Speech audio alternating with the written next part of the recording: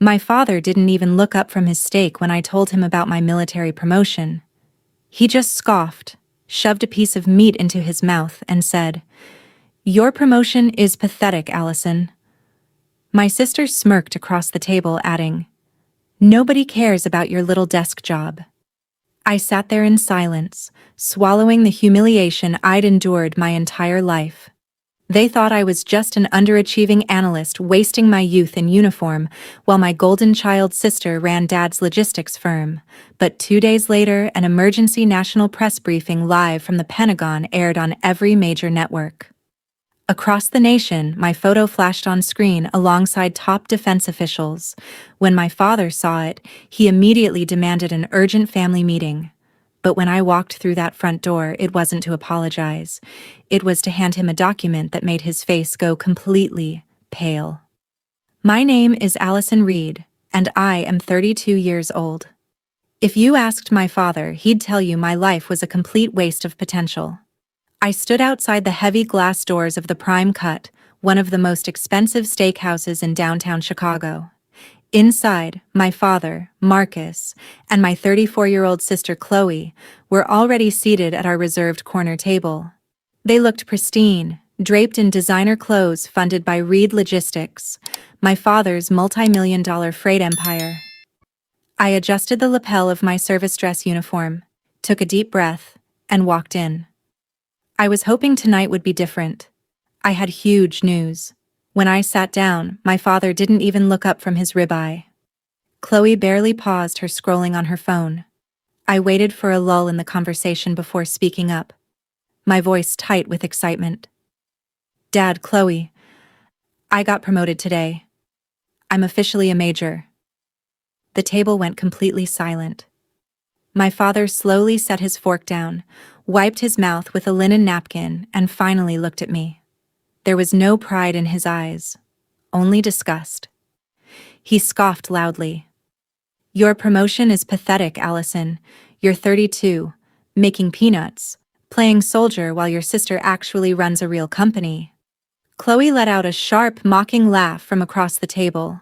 "Seriously, Allie, nobody cares about your little desk job. Dad's company made $4 million in profit last quarter, and you want us to pop champagne because you got a shiny new pin?" I swallowed the lump in my throat, staring at my untouched plate as the familiar, toxic humiliation washed over me. They truly believed I was nothing. The drive home that night felt longer than usual. Sitting in my modest sedan, the echo of my father's words rattled in my mind. Playing soldier. To them, my 12 years in uniform were just an embarrassing phase, a rebellious phase after I refused to join Reed Logistics right out of college. When I was 20, my father made it crystal clear what he expected. Chloe would handle executive operations, and I would take over client relations for his massive commercial shipping network. But I saw how my father ran things. The cutthroat greed, the stepping on small vendors, the relentless pursuit of profit over ethics. I didn't want any part of his legacy. I wanted to build something of my own, something that actually mattered. So, I enlisted. What my family failed to understand was that the military didn't just put me behind a desk. It trusted me with high-level defense supply networks. Over the last decade, while they assumed I was shuffling paperwork in a dingy office, I had quietly specialized in strategic logistics, cyber defense, and supply chain intelligence. My new rank as major wasn't just a title. It came with top-secret security clearance and oversight of federal logistics contracts across the entire region. My team analyzed millions of dollars in movement data every single day, tracking military shipments, defense subcontracts, and critical infrastructure routes to ensure nothing compromised national security. I was proud of the work I did, even if the two people who were supposed to love me viewed it as a joke. But what my father and sister didn't realize was that in my world, every paper trail leaves a footprint, and some of those footprints were leading straight back to them. The morning after that dreadful dinner, I walked into my office at the Regional Logistics Command Center. The air was cool, quiet, and filled with the steady hum of monitors, a stark contrast to the chaotic arrogance of my family. With my recent promotion to major came new responsibilities, including auditing primary defense transport subcontracts for the Midwest sector. I pulled up the routine audit queue, sip of coffee in hand, ready to dive into standard paperwork. But as I filtered the subcontracts, a familiar name caught my eye: Reed Logistics. I froze.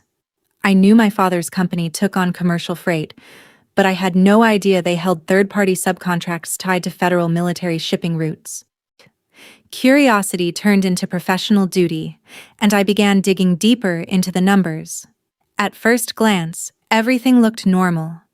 But as an intelligence logistics specialist, I knew where to look for irregularities. I cross-referenced their billed fuel surcharges, weight receipts, and delivery timelines against official Department of Defense tracking systems. The discrepancy was staggering. For the past 3 years, Reed Logistics had been systematically falsifying weight manifests, overcharging defense contractors by millions of dollars for ghost shipments that never existed. Worse, they had been secretly bypassing mandatory federal safety audits on high-priority cargo routes, using forged compliance certificates to cut costs and boost their profit margins. My father's boasting about making $4 million in profit last quarter suddenly made sickening sense. It wasn't good business. It was massive, deliberate fraud against the federal government. I sat back in my chair, my stomach dropping into a tight knot. They thought I was just an underachieving clerk who didn't understand how the real world worked.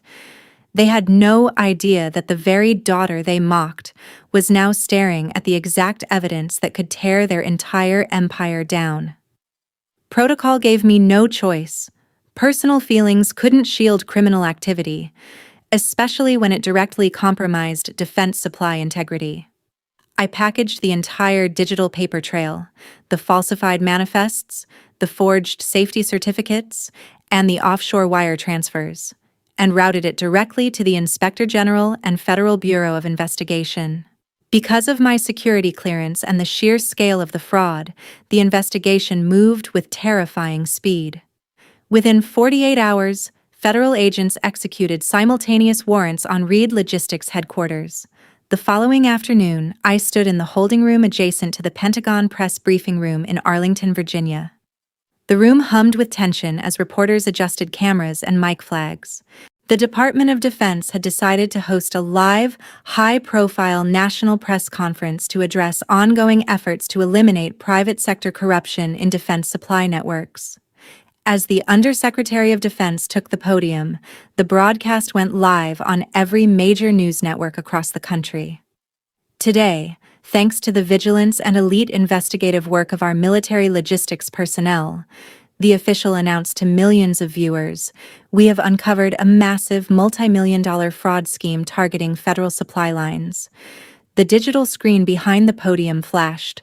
My official military portrait appeared front and center, complete with my new rank insignia, framed alongside top federal prosecutors. The headline running across the bottom of the television screen read, "Major Allison Reed uncovers multi-million defense logistics fraud scheme." Thousands of miles away, sitting in his penthouse living room, my father was watching television. And for the very first time in his life, he was forced to look at his daughter not as a disappointment, but as his worst nightmare. My phone started buzzing incessantly before the Pentagon press briefing even ended. I looked down at the screen. 11 missed calls from my father. 6 from Chloe. Then came a wave of frantic text messages. Their arrogant tone completely vanished, replaced by sheer panic. "Allison, pick up immediately! What is the meaning of this broadcast? What did you do?" "Family meeting, tomorrow morning at 8 a.m. at the estate. Be there." I didn't reply to a single message. I simply turned my phone on silent, completed my debrief with federal prosecutors, and boarded my evening flight back to Chicago.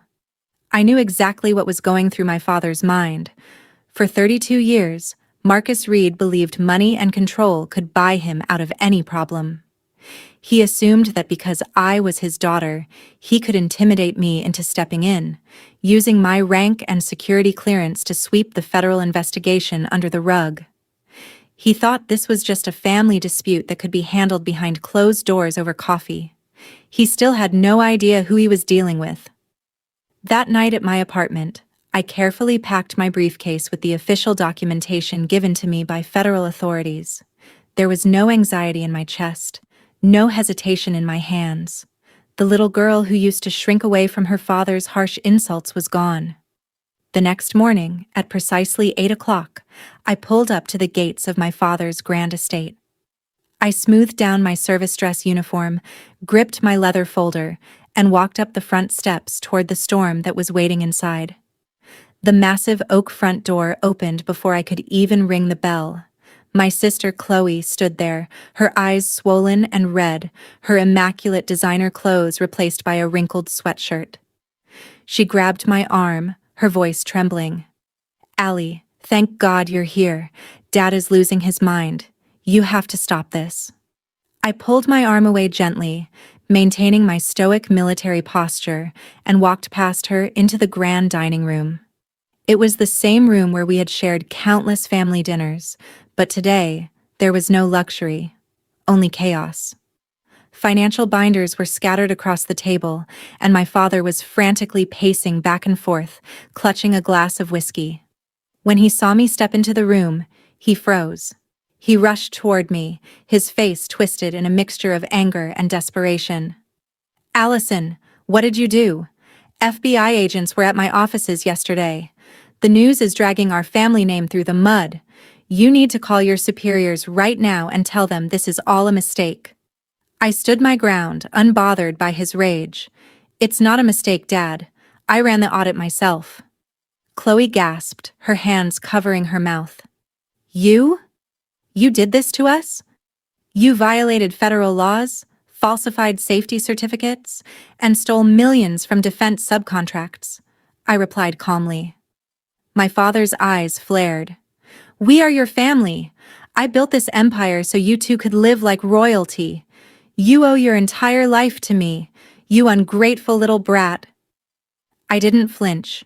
Instead, I unzipped my leather folder, pulled out a thick stack of official legal documents, and laid them flat on the mahogany dining table.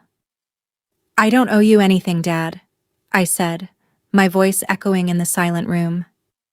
"These are federal summonses and official asset restraint orders. The government has frozen Reed Logistics accounts." My father slowly reached out and read the bold header on the top document. United States District Court. Asset seizure and federal indictment. As the full weight of reality hit him, the color drained completely from his skin.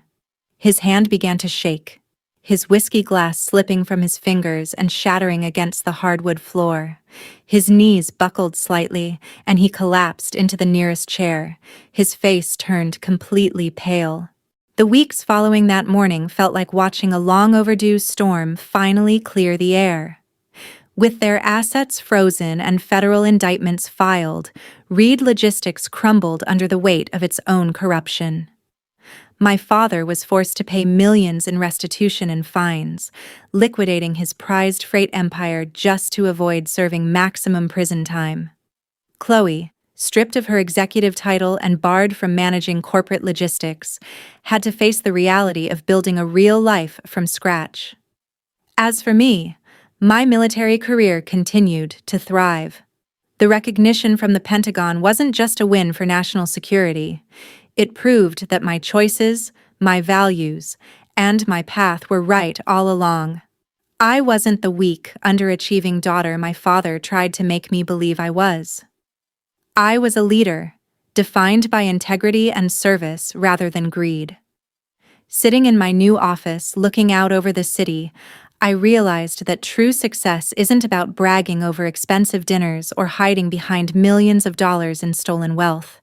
It's about knowing who you are when nobody is watching and having the courage to stand up for what's right, even when the people trying to pull you down are your own family.